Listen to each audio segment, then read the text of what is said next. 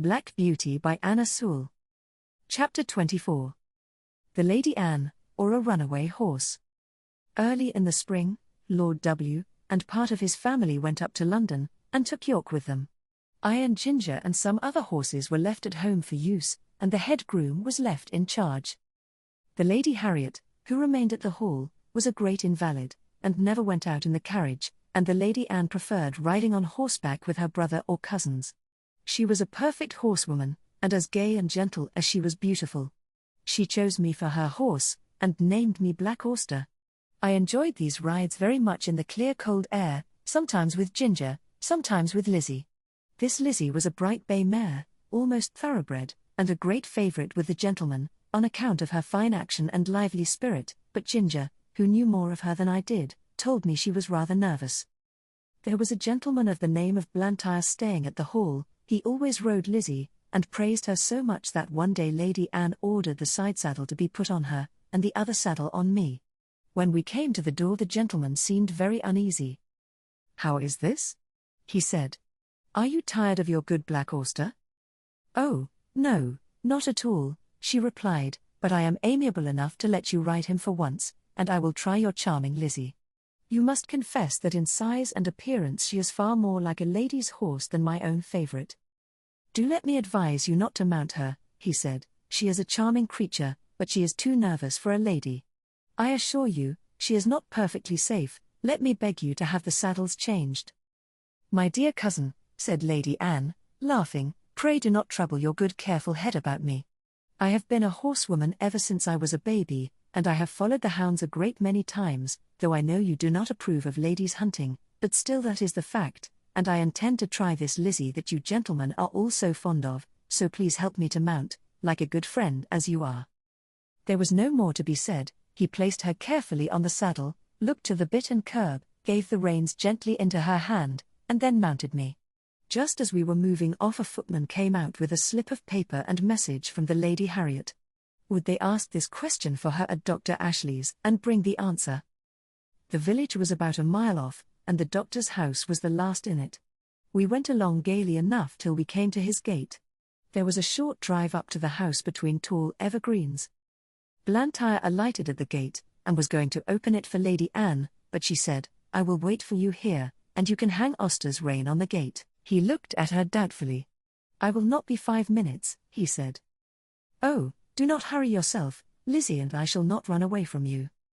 He hung my rein on one of the iron spikes, and was soon hidden among the trees. Lizzie was standing quietly by the side of the road a few paces off, with her back to me. My young mistress was sitting easily with a loose rein, humming a little song. I listened to my rider's footsteps until they reached the house, and heard him knock at the door.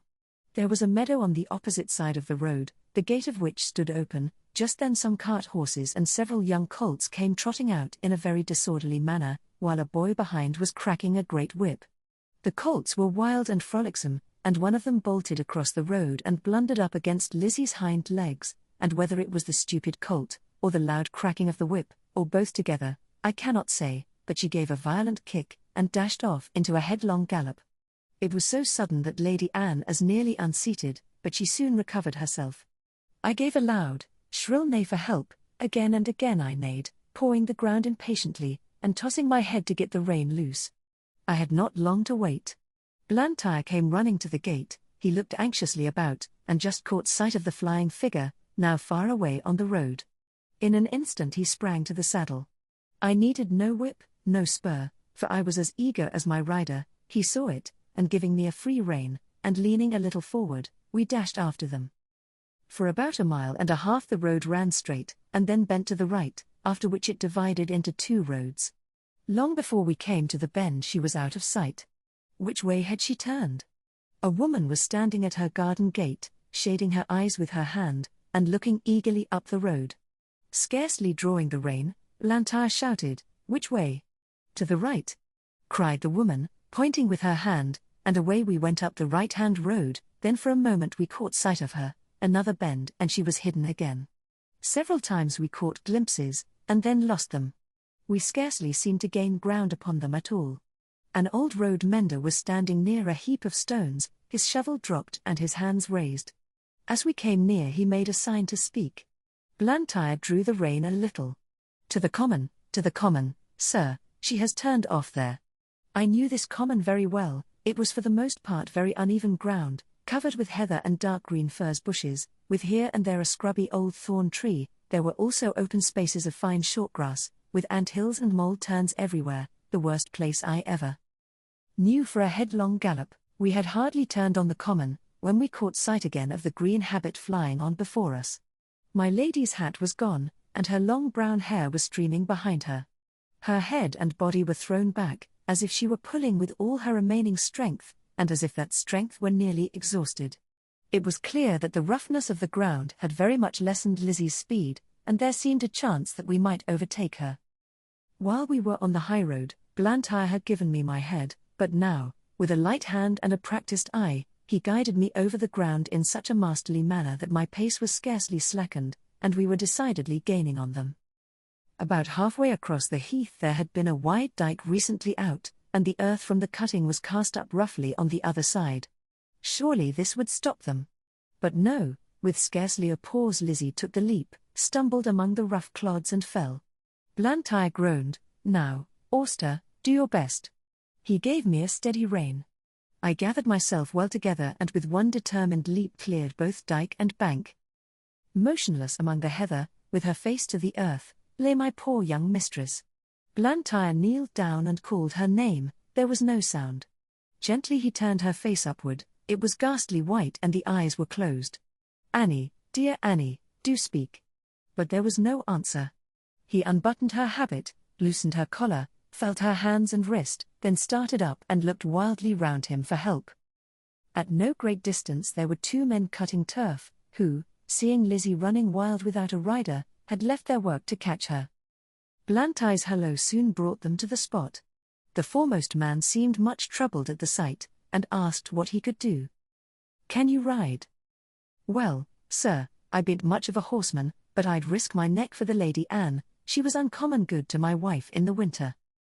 "Then mount this horse, my friend, your neck will be quite safe, and ride to the doctor's and ask him to come instantly, then on to the hall, tell them all that you know, and bid them send me the carriage, with Lady Anne's maid and help. I shall stay here." "All right, sir, I'll do my best, and I pray God the dear young lady may open her eyes soon." Then, seeing the other man, he called out, "Here, Joe, run for some water, and tell my missus to come as quick as she can to the Lady Anne." He then somehow scrambled into the saddle, and with a gee up and a clap on my sides with both his legs, he started on his journey, making a little circuit to avoid the dyke. He had no whip, which seemed to trouble him, but my pace soon cured that difficulty, and he found the best thing he could do was to stick to the saddle and hold me in, which he did manfully. I shook him as little as I could help, but once or twice on the rough ground he called out, "Steady. Whoa. Steady." On the high road we were all right, and at the doctor's and the hall he did his errand like a good man and true. They asked him in to take a drop of something. "No, no," he said, "I'll be back to 'em again by a short cut through the fields, and be there afore the carriage." There was a great deal of hurry and excitement after the news became known. I was just turned into my box, the saddle and bridle were taken off, and a cloth thrown over me. Ginger was saddled and sent off in great haste for Lord George, and I soon heard the carriage roll out of the yard.